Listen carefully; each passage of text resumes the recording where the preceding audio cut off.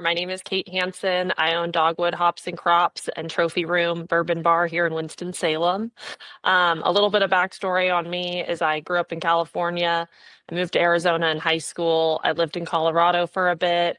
In a past life, I was actually an insurance agent for about 4 years until my husband's job moved us to Savannah, where I left insurance and I started bartending. Excellent, excellent. So, when did you go from Savannah up to North Carolina? Then was that for another jobs or anything like that? No, so we just moved to North Carolina about 3 years ago. We just had this itch to just go somewhere new. We had 3 little kids, and I was like, let's just go on an adventure. And we actually moved to Winston-Salem without even like seeing the city or visiting it. We were just like, he took a job and we were all in. And now That's we love it, awesome. and I never want to leave. That is awesome. That is awesome. Well, Yeah. talk to me about the business and give everybody that's not in North Carolina, but also in North Carolina that hasn't been there, kind of the layout. If I was to walk in, what do you see? What types of customers and what's the environment like at your place? Yeah, so we get like a bunch of different customers. Like we're right near like the arts district. So I mean, we really get all age brackets. When college is back in, we see like a lot of wait kids, but a lot of people that we see are just like regulars, people that live nearby, happen to walk in. I think regulars are like a lot of our business, and then also just college students as well as on Trophy Room. It's just like more of an older clientele looking for like an upscale drink, a nicer bourbon. Yeah, I actually started in like this little hidden speakeasy in Savannah, and it used to like have to walk down this alleyway and find a secret door. And then there was a light switch, and you had to like know the password to get in, which changed every single week. And when I was working there, I learned about 70 different like classic cocktails. And it was just like a really unique experience. They had like an amazing singer every night, and it was a whole vibe. So when I saw Trophy Room, I was like, this is super cool. But I actually, sorry, getting ahead of myself. But no, we moved out here and I was actually being a stay-at-home mom for like the first year, just trying to like get my bearings, new town, 3 kids, settling in. Hmm. Um, my son was starting in first grade, and so I was really active in the school, just volunteering in his class a lot. I had a lot of free time on my hands, and I got convinced to restart his PTO at his Title I elementary school. So I'm also actually the PTO president of my kid's school going into 3 years now. Excellent, excellent. Well, you said 3 kids, but you undersold the fact of what ages they all were. You guys really packed them all up and went with it. That is, Yeah. I have 4 kids myself. I can't even imagine picking up and moving with 3 kids that age. Kudos to you guys.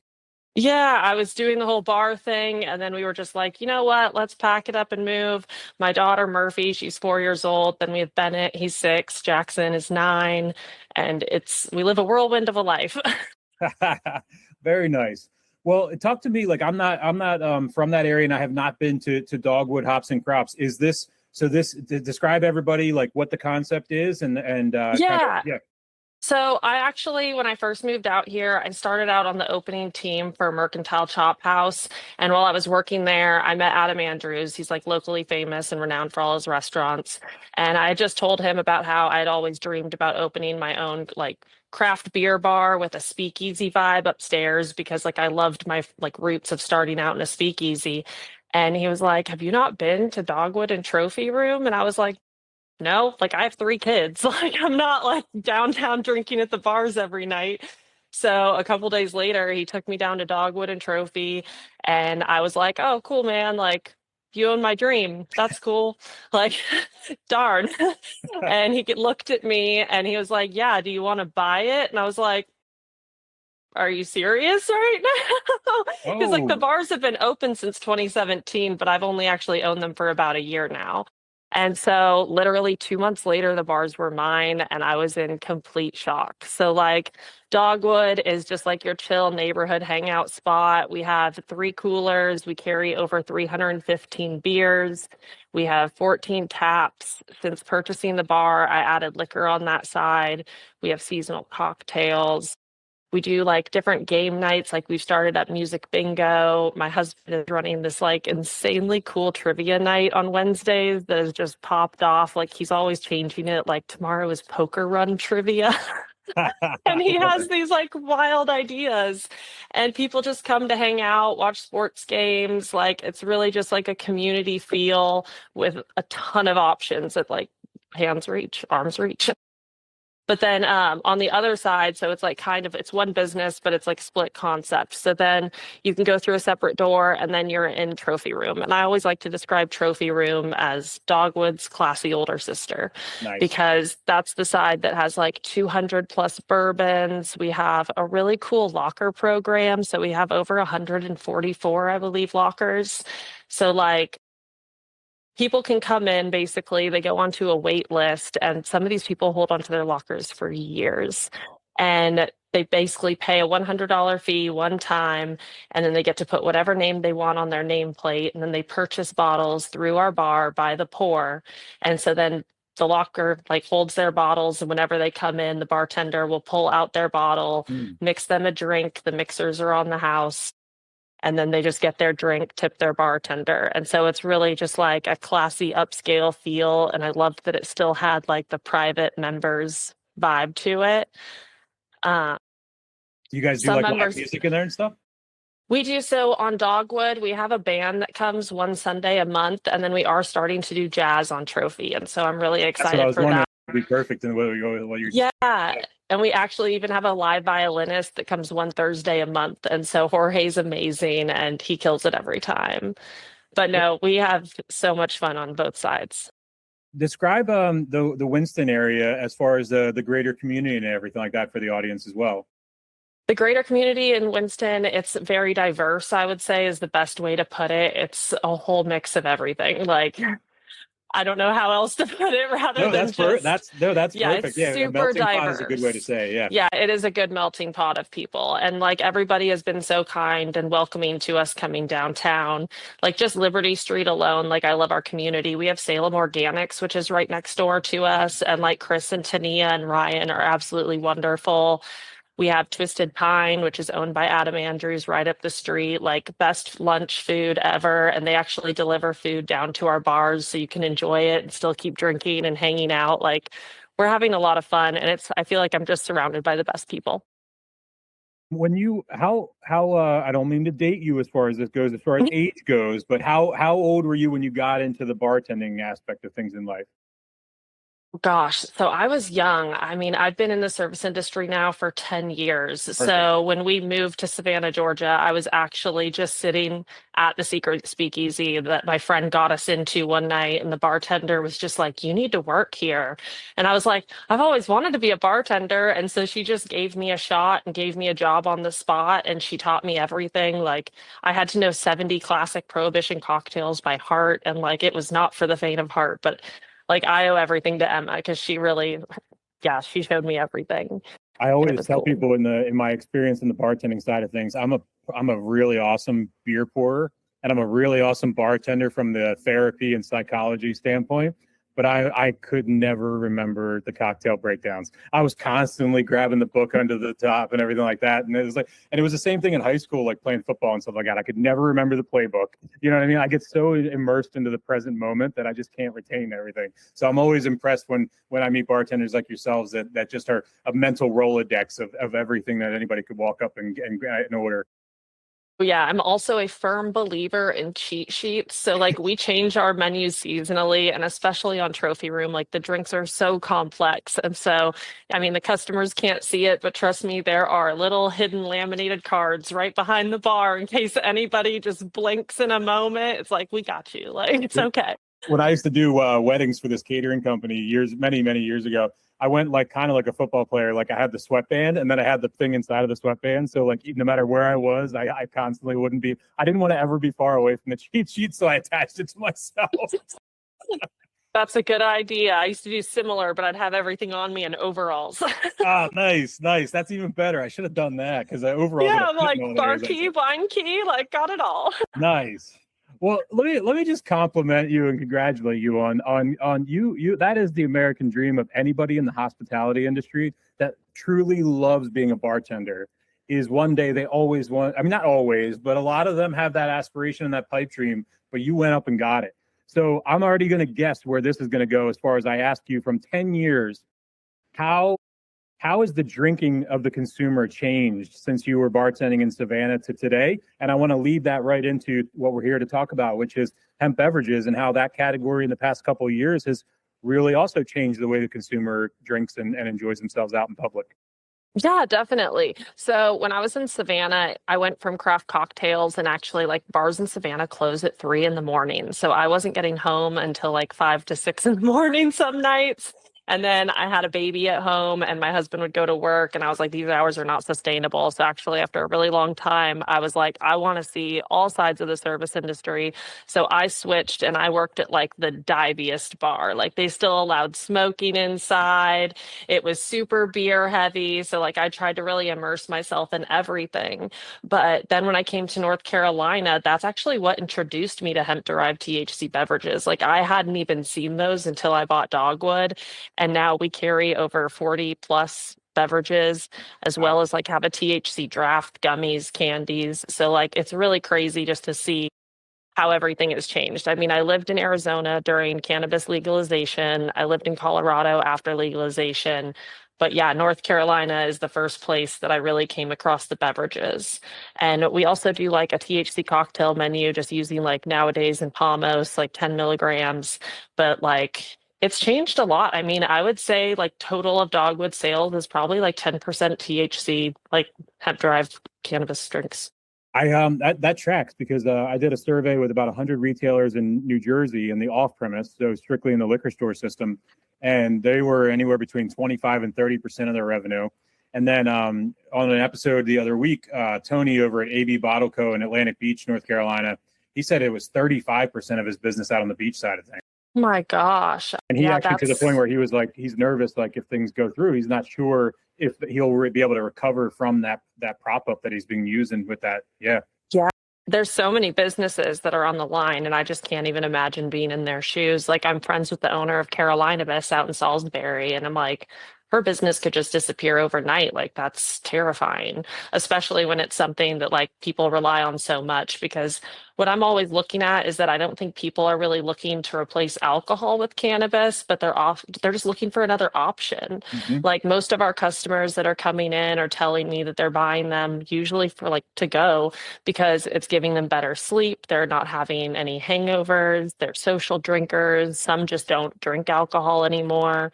Some just want to mix it up in different options. I mean, one bar I was working at in Georgia, we were always laughing because I had this regular who would come in, rip 2 shots of Fireball, and then he would want to pace himself. And so he would just drink NA beers the rest of the day. Like, who are we to judge how somebody wants to live their life?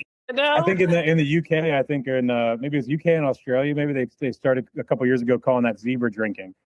When you switch Oh, it, you go that's funny. yeah, you go hard and then not NAs and you just alternate all night long. Yeah.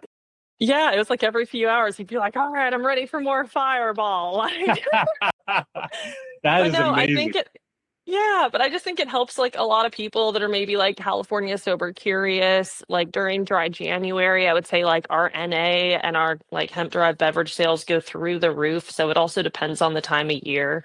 It just really depends. I mean, personally though, we have so many THC cocktails and they sell really well and like people are enjoying them. Talk a little bit about, I appreciate that you do the infused cocktails part because that's one thing is selling this product in a 12-ounce can and everything like that, but it's a whole nother thing to give the actual cocktail experience to the consumer. Let's debunk a little myths here. Like what are some myths? Like everybody, I when I talk to some bartenders that are not as engrossed in this or bar owners, they'll be like, well, I don't know. I don't want everybody to, start getting all high and falling asleep or, driving their car. Like talk a little bit about what that consumer is. You said it there. Sometimes they're non-drinkers. Sometimes they are drinkers, but we're not talking about a bunch of stoners that are sitting around like wasting time and money and all. Oh, yeah. And like most of our clients, like I said, they usually live also within like walking distance of our bar. So, like, if they're taking anything hard, like if we have drinks that go all the way from 3 milligrams to 50 milligrams, it's just depending on like what you are wanting to drink and where your tolerance is at. But I would say most of them are just trying to relax. Like, I see people just drinking them and they're telling me it takes like an hour to 2 hours before the effects even really hit them. And then it's just like a calm and more peaceful mindset of thinking. So I'm like, if it's like helping you relax and like sleep better and you're not over here like getting crazy and thrown out of bars, get like from being so drunk. I think it's a pretty good sign. Yeah, that's exactly my point too. Is like it's also I think it's bringing in incremental audience at a time when that's really needed in the on premise. Yeah, definitely. I would agree. Do you have to educate your consumers at all, or are these consumers naturally coming in for this stuff, or is it really? Are some people still coming in and being like, I want to try it, but I'm not sure, you know? We've probably had maybe only like one or two people who've been like, "Oh, I want to try this. I'm not really sure." We actually had like a mom come in with all of her kids that were college aged, and they were like, "We've been trying to get her to try this for years. Like today's the day, mom." And I was like, "Hey, I'm here to support it. Like, let's go, mom. Let's have some fun." And so, I mean, it's really rare. Most people that are coming in know what they're getting, they know what they're buying, they know what they need. Like, it's nothing unheard of to them. When did you ever 10 years ago think that? I mean, you were in Arizona, you were in Colorado, but I think even in those states, especially I think Colorado is the same, where it's not the same as North Carolina, the way hemp beverages are able to be accessed. So did that kind of change the landscape with specifically what was accessible in North Carolina? So when I was in Colorado, hemp beverages didn't even exist. I mean, Yeah, like this was 12, 11, 12, 13 years ago. Like it was a long time ago, another yeah. lifetime. So, but I mean, when I was in Colorado, it was legalized already for a really long time. And personally, I think North Carolina can learn a lot from the way that they've handled things and also look at different policies in different places and compare and really have a good idea. Absolutely. Did you ever think when you got into the bar business, even as a bartender or bar owner, you'd be doing advocacy work and speaking to lawmakers and defending your business and your industry in a sense? I would say no, but I would also say I'm not really surprised because I tend to be really opinionated about a lot of different things. That's all. You're the type of people we need in our corner, so I love it. No, most people are honestly just shocked when they hear that I'm like a PTO president at a school and that I own two bars. And they're like, "You own bars and you're a PTO president?" And I'm like, "Yeah, I live a weird life. It's fine. Like, we're doing great." I'll tell you a funny story. Being in this business, the alcohol industry has changed a lot, and it was a lot of partying before, and it's not so much that anymore. And I've seen the evolution. But I'll tell you a funny story about being a parent in this industry. As a sales rep, one of my other sales reps that was on, he tells this story that he loves it. He was going to drop his kid off at daycare in the morning, and then there was one of his accounts was across the street. And he ends up going at like 9 a.m. and dropping off his kid and then walking across the street to make a sales call. And then at the end of the day, they were like looking at him all weird when he was coming to like pick up his daughter at the end of the day. And they're like, "Well, we'd like to talk to you for a little bit." And they pull him in the office and they're like, "Well, one of our staff saw you drive across the street and go to the bar at 9 a.m. And now you're coming over." And he actually, by coincidence, so they're watching him. And that day just happened to be the day that he was doing a double stop where he was stopping in to say hi and do something, but he also needed to drop off something that hadn't been ready yet from the point of sale room. So he was like, "Well, I'm just going to double back later when I pick up my daughter at daycare." And so that the nosy person in the staff was like, "Okay, he was there in the morning and he's there and he's been drinking for 8 hours a day. And then he comes in and he doesn't reek of alcohol at all." So they were just so confused. And I tell that story jokingly because only those of us in the industry can understand that from the outside, sometimes it looks crazy what we're doing when we're trying to be efficient in how we operate our lives. So kudos to you on the PTO as well as doing the bars, because we need to normalize that to the world and realize that just because we own bars and just because we work in the industry doesn't mean we're all a bunch of lushes sitting around all day long being irresponsible, you know? And Exactly. I think that's, Yeah. yeah, go ahead. Yep. No, you're fine. I was just gonna say, because yeah, like to me, it's like I love being a bar owner, but also like just protecting the kids is also like one of my biggest priorities. And that's also a reason why like regulation matters to me so much, because like you think about how like illegal markets don't check IDs, illegal markets aren't like testing products, they're not labeling products. Like regulation creates safeguards. So if anything, I think regulating for cannabis is a positive thing and not a negative thing. Yeah, and even from the self-regulation that's been happening with those that are following everything to the T of the self-regulation that's been going on, it's ironic that it is the most transparent, product on the shelf in the beverage side. I mean, we really It really is. yeah, like I love the alcohol industry and I work in it and love it and brands in there, but you don't have nutrition facts on every single can. You don't have COAs that show you any heavy metals or bacteria or anything like that. So we, in the alcohol side, we put a lot of trust into these manufacturers that every batch is to the highest quality and everything kind of goes. I mean, it's an unspoken honesty code that goes through, but at the same time, for me, it saddens me as well because these brands went above and beyond to pay extra money for batches and COAs, pay extra money for all that other stuff, take away the advertising opportunity on those cans and put in the nutrition facts, even though they didn't necessarily have to. They were doing it to show a point that they were willing to do it, to be regulated, to survive and to thrive in their American dream, which was to make this category grow. So it's I find it very disturbing and fascinating all at the same time. Yeah, not to mention it's also like when you go into a dispensary to like purchase something, that those are in like child-proof cases. Like it's not just like, I mean, adults are using cannabis either way. So would you rather have your kid find like a protected baggie that they can't even get open or like some dime bag that you just picked up from a dude down the street? You know what I mean? Yep. No, exactly. It's interesting too when you the Hemp Beverage Alliance talks about this a lot.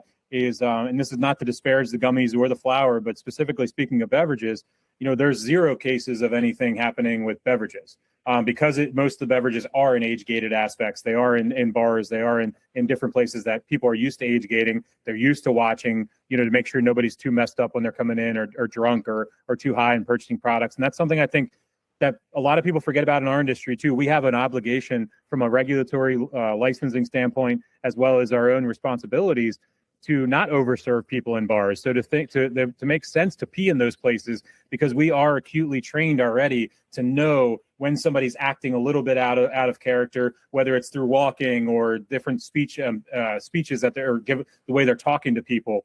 And so, for me, it makes sense for it to be where it is right now in North Carolina, and it makes sense for it to be able to thrive in there because it fits perfectly. Like it's a square peg, square hole scenario for me, the way you guys have things set up. And I hope everybody hops on regulateDon'tRuinNC.com and signs the petition because that's the number one thing that we need right now. So speak a little bit about, Kate, in your advocacy work and in your opinions, and you and I very much seem like we're both very opinionated people, and I respect that, and it makes me happy.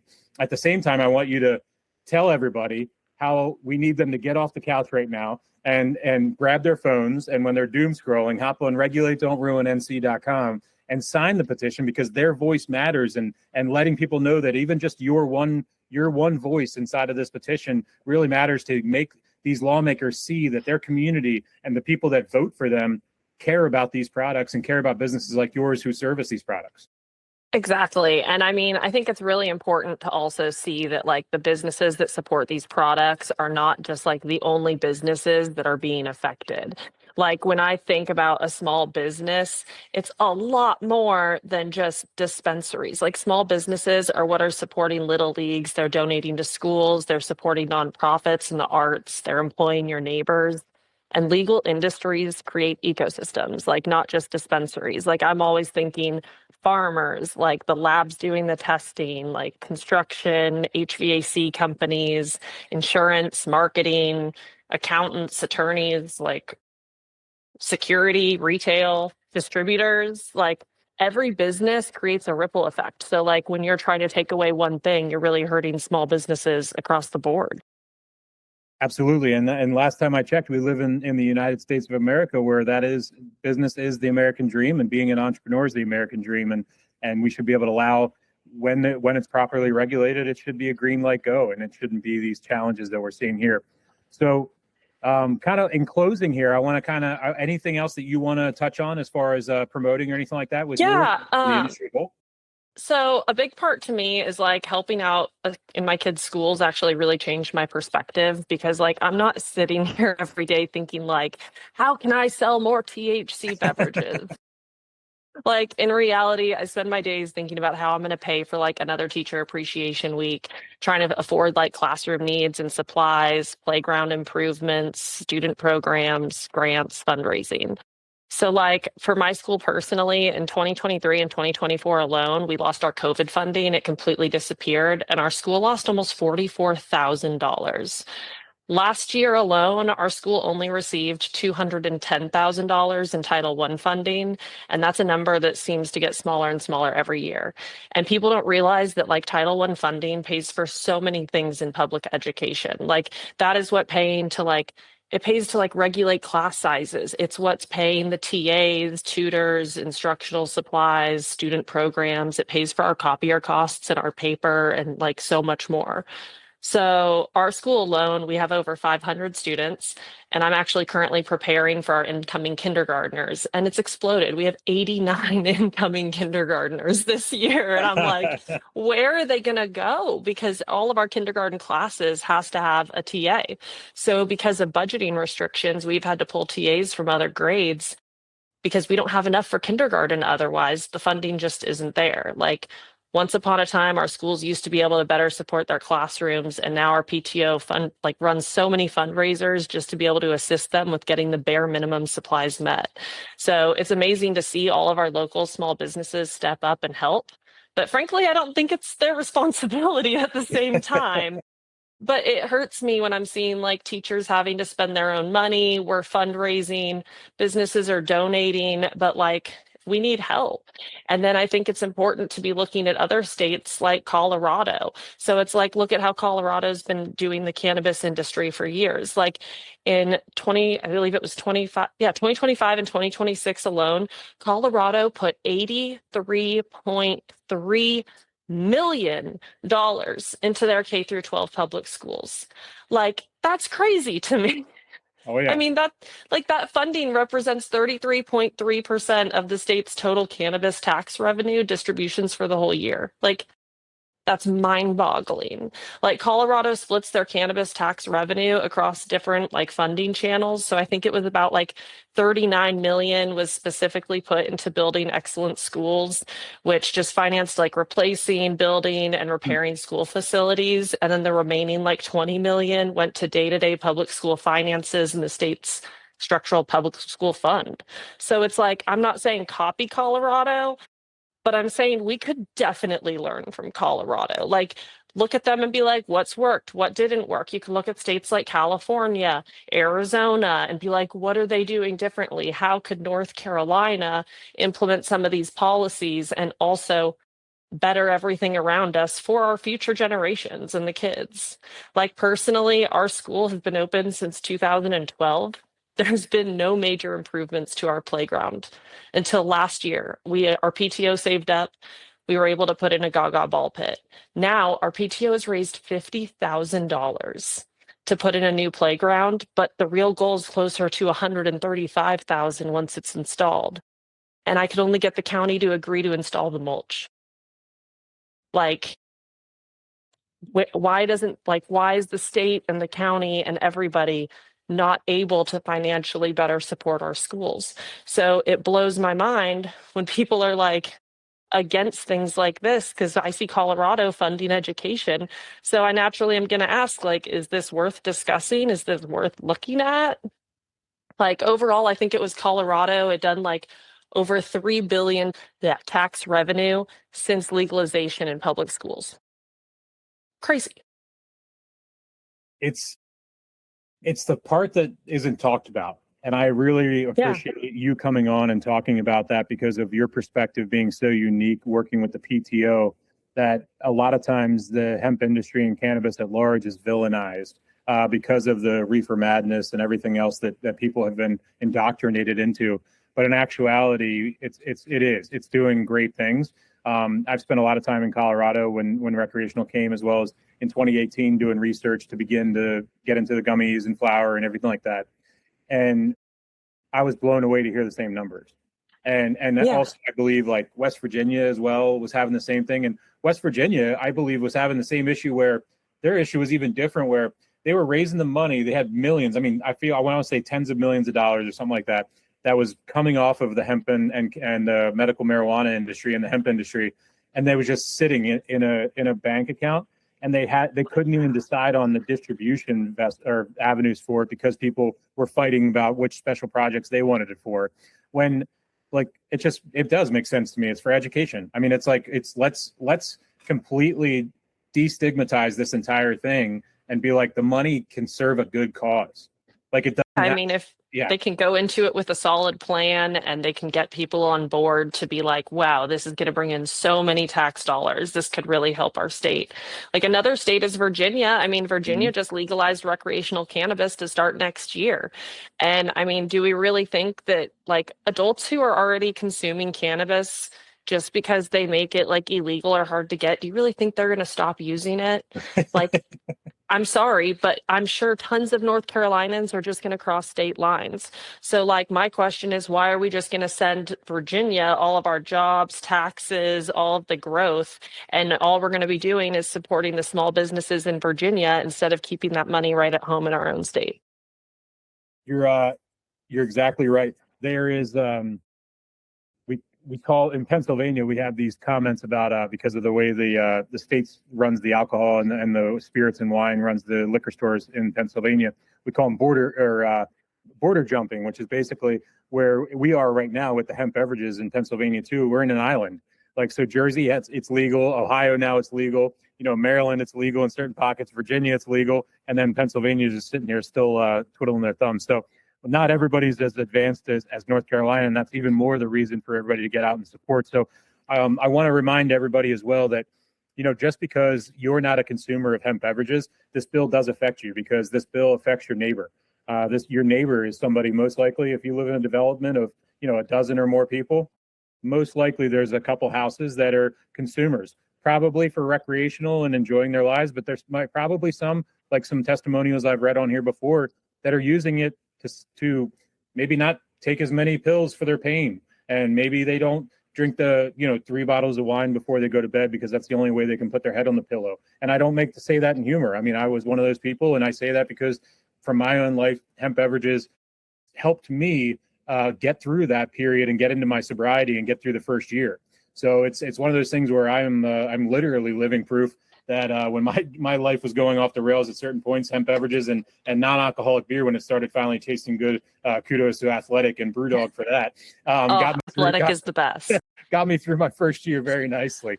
So I appreciate you coming on, Kate. I really enjoyed this conversation, and I really enjoy I your did too. Thank you so much for having me. And one thing I always like to leave people with is like a big question that I get asked all the time is people are like, are you pro cannabis? And I always like to tell them, you know what? I'm pro reasonable policy. That is the best statement. I think that's a perfect thing to end on right there. And so everybody, I want to remind everybody, Kate, thank you so much for coming on. And literally, I need to also thank you, because there's no script and there's no agenda. We've never met, and I want to remind the audience, I've never been to your bar. I will be going to your bar next time I'm down in North Carolina and saying Thank you. We appreciate that. I have a goal to meet all of my past guests in person in the next 12 to 24 months, whenever that fits in my travel schedule. But I really want to thank you for the courage. It is a very courageous thing to come on a podcast that's going to be recorded without questions and without any sort of script at all. I don't have one. You don't have one. This is a conversation from a place of passion. And whether your passion is for raising funds for local education, or your passion is for running your business because that's what you pay your bills with, because that's the life you chose, either way, this issue affects so many people, and it's a ripple that goes, like you just said, it goes out into the entire supply chain, from consumers to the the hemp manufacturers, to the emulsions, to the truck drivers, to the people that are doing cleanup in the recycling plant. I mean, anybody and everybody gets affected with this. So it builds jobs and it supports schools. Exactly. Yeah. And you tell me, if I was a lawmaker, that sells me in. You open with that, I'm going to tell me what to sign, where to sign. But right. I want to remind everybody, as you're going out there, our challenge, 5 minutes of kindness to a stranger every week. This is the Ready to Drink podcast. We talk about ROIs, we talk about business, we talk about beverage brands, and that's all fun. But at the end of the day, this show is unscripted and unagendaed, because we are doing this for the human connection. And in 2026, this world is a beautifully destructive place, especially here. And we want everybody to remember that just because you have the wife, the husband, the picket fence, the dog, and everything, that doesn't mean your neighbor feels the same way. And I want everybody, when you're walking down the street, look everybody in the eye. Put your phone in your pocket when you're on the sidewalk. When you're at the gas station filling up that cup of coffee, look to the person next to you, ask them how they're doing, and actually shut your mouth and listen to their story and focus on them. 5 minutes a week of kindness to a stranger. I tell you what, with the amount of people that listen to the show, if everybody just gave 20 minutes a month, 5 minutes a week, 20 minutes a month, my math's off today, and that will get everybody going. And I really want to push more positivity out there. So, Kate, thank you again so much for coming on today and supporting the cause that we're running through with Regulate Don't Ruin NC.com. Thank you so much for having me. And please, everybody, go out to regulatedontruin.nc.com and like cast your vote on there, because every voice matters in this. And like, support local, support your small businesses, like support your schools, your neighbors, your friends, and make good choices.